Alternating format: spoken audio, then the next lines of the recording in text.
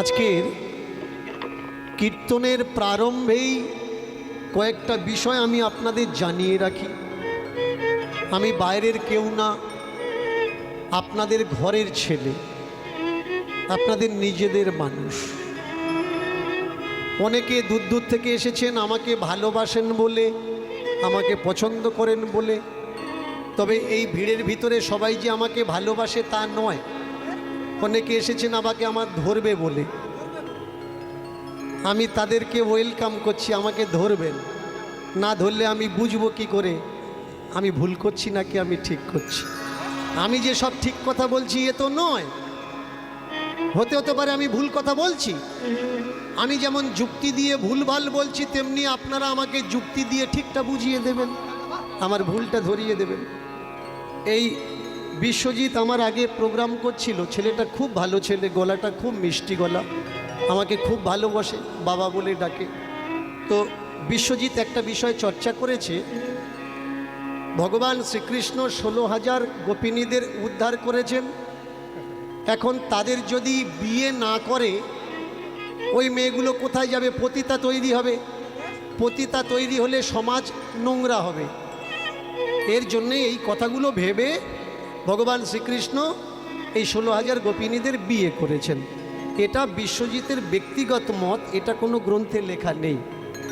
এবার এই ব্যক্তিগত মতটার উপরে টিপ্পণী থাকার দরকার, যে ব্যক্তিগত মতটা কি সত্যি সত্যি ঠিক, একটু যুক্তি দিয়ে বুঝে নিই।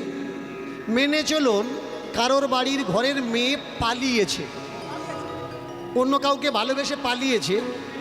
পৃথিবীর সবাই ফেলে দিতে পারে, বলুন বাবা মা কি ফেলবে? বাবা মা টেনে নেয়, থানায় বিচার টিচার করে, পঞ্চায়েতে বিচার টিচার করে যে আমার মেয়ে ছোট, এখনো বয়স হয়নি। মূল কথা ছেলে পছন্দ না। থানার দোষ দিয়ে, পঞ্চায়েতের দোষ দিয়ে, বয়স কম দোষ দিয়ে পরে বিয়ে দেবো, এখন পড়াশুনো করুক, টেনে নিয়ে এসে কী করে কিছুদিন রেখে দেয় যাতে ওর মন থেকে ছেলেটার কথা ভুলে যায়। এবার মেয়েটাকে কি করে? পরে ভালো ছেলে দেখে বিয়ে দেয়, কারণ ছেলে মেয়ের ভবিষ্যৎ বাবা মা ছাড়া ভালো আর কেউ বোঝে না। এরকম কোনো দেখেছেন যে চলে গেছে বাবা মা নেয়নি? তাহলে ওই 16,000 মেয়ে যদি ফিরে আসতো, ওর বাবা মা কি নিত না? নিত। এখন প্রশ্ন এখানে যে ওরা তাহলে শরীর বিক্রি করা মানুষ হতো। একটা মেয়ে দেখান যে মেয়েটা চলে গেছে, বাম্মা নেয়নি, তার শরীর বিক্রি করছে না। শরীর বিক্রি কেন করবে? ভগবান শ্রীকৃষ্ণ দাঁড়িয়ে থেকে তাদের বিয়ে করাবে। বুঝে নিতে হবে এগুলো। আজকের ভগবান শ্রীকৃষ্ণের দোহাই দিয়ে এই লীলাটা লিখে যারা লিখেছে তারা কি করতে চেয়েছে? 16,000 বউ তারা পাওয়ার জন্য এই গল্পটা লিখেছে। যদি আমাদের কেউ বলে তোদের অতগুলো বউ কেন, বলবো শাস্ত্রে আছে, তার জন্য আমাদের অতগুলো বউ। আগে বুঝতে হবে বিষয়গুলো কি। শাস্ত্রগ্রন্থ, ধর্মগ্রন্থ আপনাদের বাপ ঠাকুর দ্বারা, আমাদের বাপ ঠাকুর দ্বারা লেখেনি। লিখেছে কারা? কাদের বাপ ঠাকুর দ্বারা? বেশ কিছু ধান্দাবাজের বাপ ঠাকুর দ্বারা লিখেছে। তারা জানে আগামী দিনে গিয়ে আমাদের ছেলে মেয়েরা খাটতে খুঁটতে পারবে না, এই করে খাবে। বাজারে বাজারে যাবে, লেবু লঙ্কা ঝোলাবে, এর কপালে ফোঁটা তার কপালে ফোঁটা দিয়ে খাবে, কারণ ওরা কাজ করতে পারবে না। তার জন্যে দলিল হিসাবে এগুলো দেওয়ার দরকার। এই সেই গ্রন্থ, যে গ্রন্থগুলো আপনার কোনো কাজে আসবে না। আমাকে অনেকে বলে আমি ধর্মকে নষ্ট করছি। ভালো করে শুনবেন, অনেকে আমায় বলে আমি নাকি ধর্মকে নষ্ট করছি। রাস্তাঘাটে, হাটে মাঠে ফোঁটা দেওয়া ব্রাহ্মণগুলো আমার নামে গালাগালি করে, ও কিচ্ছু জানে না। আমি তাদেরকে বলছি, এমন কোন পণ্ডিত যদি থেকে থাকেন আসবেন আমার সামনে, আমি দেখব আপনি কতটা বই পড়েছেন আর আমি কতটা বই পড়েছি। আপনি কটা বেদের মন্ত্র জানেন আর আমি কটা বেদের মন্ত্র জানি। পিছনে গালাগালি করার আগে কখনো সামনাসামনি বসতে হয় ভাই। আমি যদি অন্যায় করে ভুলভাল বলে থাকি কখনো বসো না আমার সঙ্গে। আমি কোনো অন্যায় কথা বলছি না, ধর্মগ্রন্থে লেখা আছে, সেই গ্রন্থের লেখাগুলো আমি তুলে ধরছি মাত্র। তাহলে আমাকে গালাগালি করছো কেন? ধর্মগ্রন্থকে গালাগালি করো, তাকে গালাগালি করো না যে এই ধর্মগ্রন্থটা লিখেছে। বলতে পারেন শিবের বিয়ে হচ্ছে, ভালো করে শুনবেন, শিব পুরাণ থেকে আরম্ভ করে শিব বিবাহ ঘটনা ব্রহ্মবৈবর্ত পুরাণ পর্যন্ত মিলিয়ে নেবেন। শিবের বিয়ে হচ্ছে, বিয়ে পড়াচ্ছে কে? পিতামহ ব্রহ্মা। বৃন্দাবনে রাধা কৃষ্ণকে বিয়ে দিয়েছে। যেদিন নন্দ বাবা রাধাকে কৃষ্ণকে নিয়ে প্রথম গোচারণে গেছিলেন, মন দিয়ে শুনবেন, এর জন্য বলি পড়াশুনো করার দরকার। যেদিন প্রথম দিন যায় সেই দিনই রাধা কৃষ্ণের বিয়ে হয়েছে, বিয়ে পড়িয়ে পিতামহ। এর জন্য বলি পড়াশুনো করার দরকার। ব্রহ্মা বৃন্দাবনে রাধা কৃষ্ণকে বিয়ে দিয়েছে। যেদিন নন্দ বাবা রাধাকে কৃষ্ণকে নিয়ে প্রথম গোচারণে গেছিলেন, মন দিয়ে শুনবেন, এর জন্য বলি পড়াশুনো করার দরকার। যেদিন প্রথম দিন যায় সেই দিনই রাধা কৃষ্ণের বিয়ে হয়েছে, বিয়ে পড়িয়েছে কে? পিতামহ ব্রহ্মা। তাহলে পিতামহ ব্রহ্মা পার্বতীকে মহাদেবের সঙ্গে বিয়ে পড়াতে গিয়ে পার্বতীর মুখের দিকে তাকিয়ে তার শক্তি বেরিয়ে যাচ্ছে। এক কথায় যাকে বলে ধ্বজভঙ্গ রুগী। এবার বলুন, যদি কোনো ব্রাহ্মণ বিয়ে পড়াতে এসে তার বীর্য পতন হয়, পবিত্র থাকলো তো সে কি ব্রাহ্মণ? কোনের মুখ দেখে যার শক্তি স্খলন হয়। এখন আপনারা বলবেন আপনি পিতামহ ব্রহ্মাকে অপমান করছে। না ভাই, পিতামহ ব্রহ্মা যে পুরুষহীনতার রুগী আমি তুলে ধরছি মাত্র, ধর্মগ্রন্থে লেখা আছে, এটা আমার কথা নয়। আগে বুঝতে হবে যে এই ধর্মগ্রন্থগুলো কারা লিখেছে। এই অশ্লীল মন্তব্য, এই নোংরা নোংরা গল্পগুলো বইয়ের ভিতরে কেন থাকবে? কেন ধর্মগ্রন্থ আপনি আমি আমরা আমাদের ছেলে মেয়েদের সামনে পাঠ করে শোনাতে পারবো না? মেনে চলুন, আপনার পাশের বাড়ির কোনো মেয়ে তার মামাতো ভাইয়ের সঙ্গে বিয়ে করেছে বা পিস্তো ভাইয়ের সঙ্গে বিয়ে করেছে, আপনার সমাজ মেনে নেবে না? বলুন, মেনে নেবেন? যদি কোনো মেয়ে তার পিস্তো ভাইয়ের সঙ্গে বা মামাতো ভাইয়ের সঙ্গে বিয়ে করে, মেনে নেবেন না। তাহলে ভগবান শ্রীকৃষ্ণ অর্জুনের কে হয়? অর্জুন ভগবান শ্রীকৃষ্ণের কে হয়? মামাতো পিস্তো তো ভাই বোন। তাহলে সুভদ্রাকে বিয়ে করে কোনাক কেলে?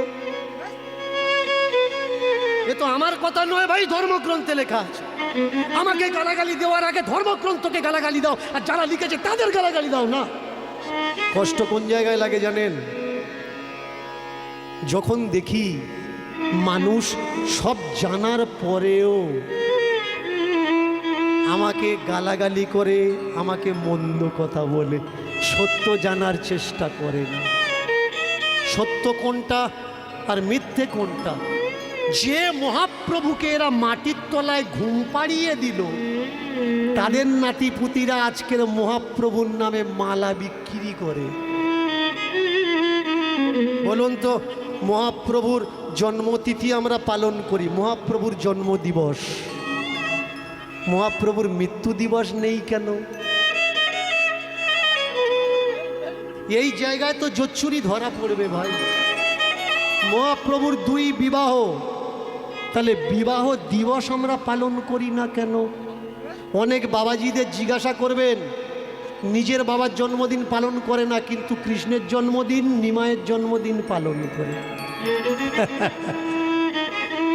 এদের ব্যথা কোন জায়গায়? এরা জানে দীনকৃষ্ণ ঠাকুর থাকলে মালা বিক্রি হবে না। যারা মালা বিক্রি করছে ওরা আমাকে গালাগালি করছে। যারা পূজা করে খাচ্ছে, দীনকৃষ্ণ ঠাকুর থাকলে পূজা বন্ধ হয়ে যাবে, ওরা গালাগালি করছে যে এ যেন না থাকে।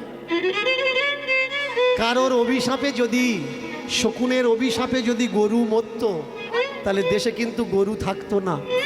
আর কারোর অভিশাপে যদি দীনকৃষ্ণ ঠাকুরের ক্ষতি হতো, তাহলে দীনকৃষ্ণ ঠাকুর সুস্থ সবল দাঁড়িয়ে থাকতো না। আজকের যে লীলা কীর্তন আমি আপনাদের আস্বাদন করাবো, আমাকে বলেছে যে বাবা আপনি হরিদাস পালাটা করবেন, হরিশ্চন্দ্র।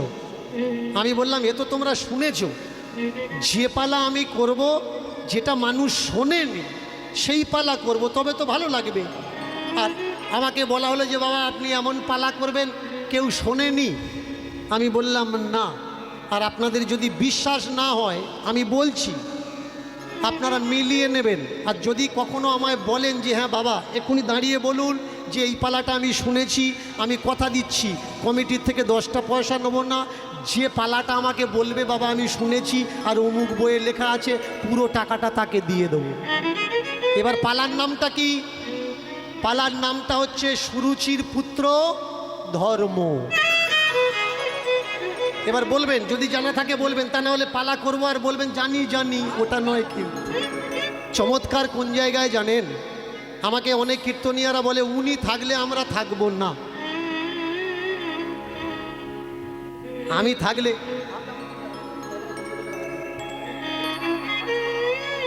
কেন আমি থাকলে ওরা থাকবে না? ওরা আমার পিছনে বলছে দীনকৃষ্ণ ঠাকুর ভুল বলছে। ওদের কর্তব্য কি? যেখানে আমি থাকবো সেইখানে ওদের থেকে তো মানুষকে বোঝানো যে এই এই ভুল বলেছে। তাহলে থাকার দরকার নাকি না থাকার দরকার আগে বুঝতে হবে পয়েন্ট।